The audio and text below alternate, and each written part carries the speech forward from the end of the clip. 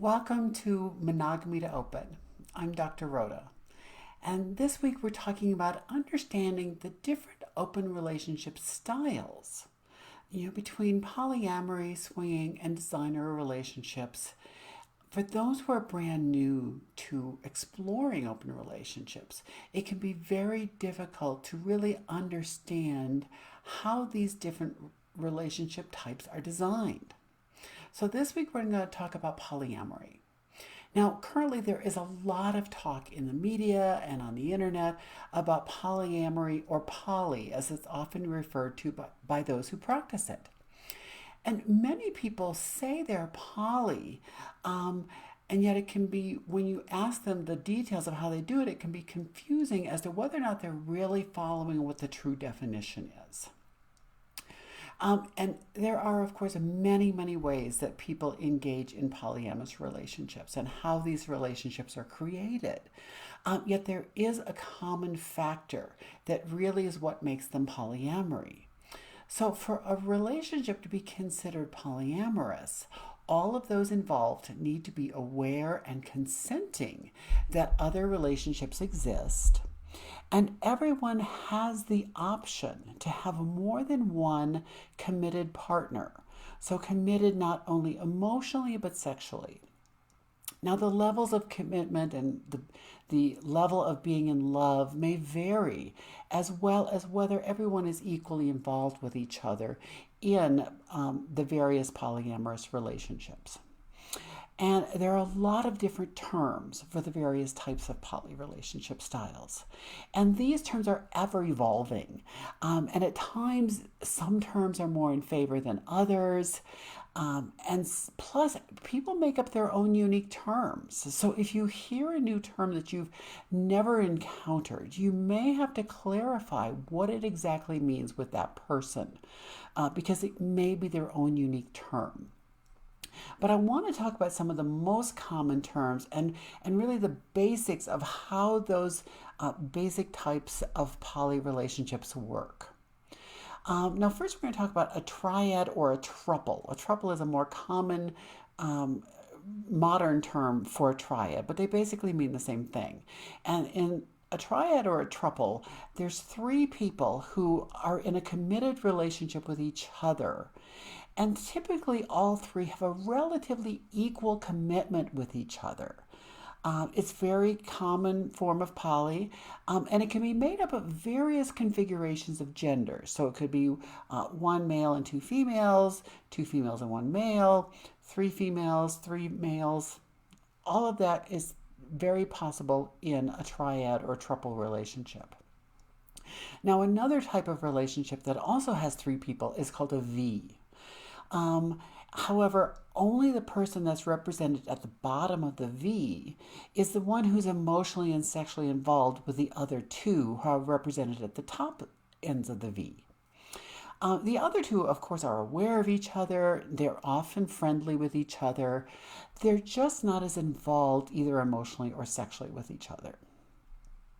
Now, polymarriage or group marriage or polyfamily are kind of all terms that kind of in some ways mean the same thing. It's a common configuration and often that involves four people or more. So it could be two couples who are committed to each other or a mix of couples and some singles. Now, while of course legally they're not all married to each other, despite the name polymarriage or group marriage, they may act and consider themselves to have that level of commitment to each other and to the relationship. Often they might all live together or at least relatively close to each other so that they can interact with each other very often. Now, sometimes they will practice what is known as polyfidelity, which means that they are only intimate with members of their group or family. And they often will share either finances or other responsibilities such as raising children together, which, let's face it, having more than two adults raising children can be a huge advantage for these types of relationship styles. Now, another type of poly relationship that the terms themselves are not as commonly used, but the configuration is actually quite common. And that's poly pairs or poly porcupines. And this starts with a couple who are committed to each other and often legally married, and each of them have several committed partners that they do not share with each other. However, of course, everyone's aware and consenting of the various partners, along with having open discussions of safer sex practices, schedules to ensure that everyone feels they're getting enough quality time with each other. So, as you can imagine, these are complex arrangements that take a lot of discussions, a lot of planning, open communication in order to really work well. It also requires that everybody involved needs to be skilled in managing their own emotions and be responsible for being skilled at communication.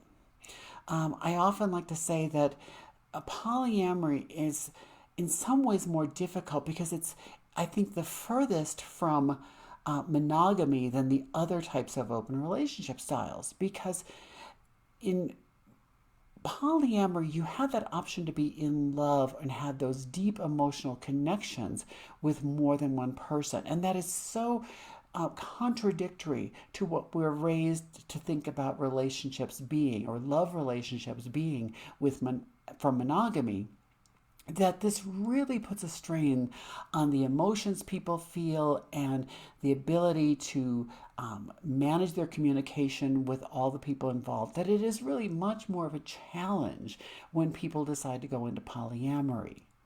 And often people will say that love is infinite, which is true. You may be able to love many, many people. You may be able to fall in love with 5, 6, 8 people.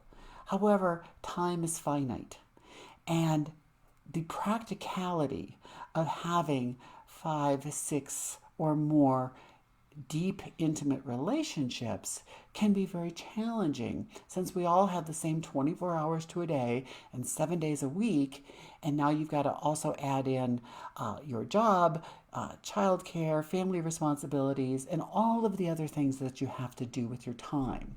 So the reality is that many people, in practicality, generally do not have more than maybe 2 or 3 really committed relationships if they want that level of depth with all of them. So that's all for today. Thank you so much for joining me. And we will talk again next week about some of the other types of relationships. And next week we will talk more about swinging to give you more ideas of how that works and how those types of relationships are designed. Thank you so much for joining me. I'm Dr. Rhoda, and I will see you again next week.